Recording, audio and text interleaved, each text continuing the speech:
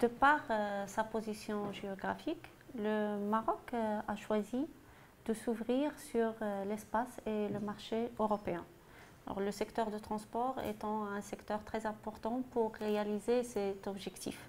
C'est pourquoi le ministère s'est engagé depuis longtemps dans un processus de convergence réglementaire avec l'acquis européen.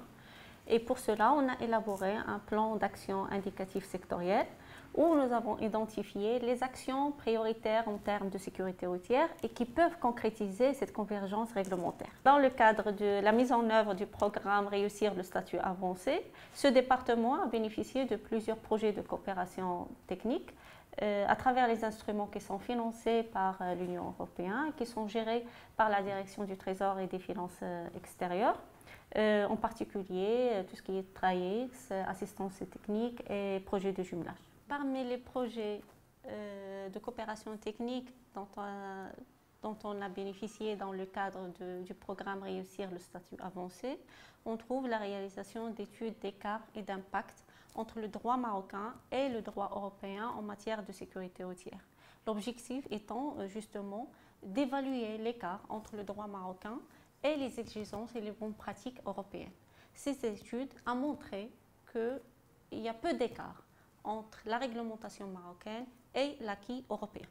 Le deuxième projet consiste en une assistance technique pour le renforcement de la sécurité routière à travers l'introduction du chronotachygraphe numérique pour le contrôle du temps de conduite et de repos des conducteurs professionnels et puis la mise en place d'une méthodologie d'enquête sur les accidents mortels.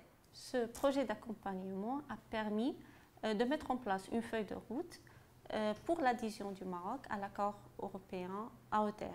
Enfin, le ministère a bénéficié d'un projet de jumelage en partenariat avec le ministère espagnol en charge des transports, dont l'objectif spécifique est l'élaboration des textes d'application de la loi 3005 relative au transport des matières dangereuses en transposant les exigences et les dispositions de l'accord ADR dans la réglementation nationale.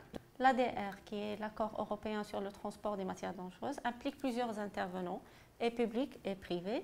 Ce projet de jumelage a permis justement de fédérer tous les acteurs, tous les intervenants au niveau marocain sur la même feuille de route pour ainsi faciliter, accélérer la mise en œuvre de cette réglementation au niveau national.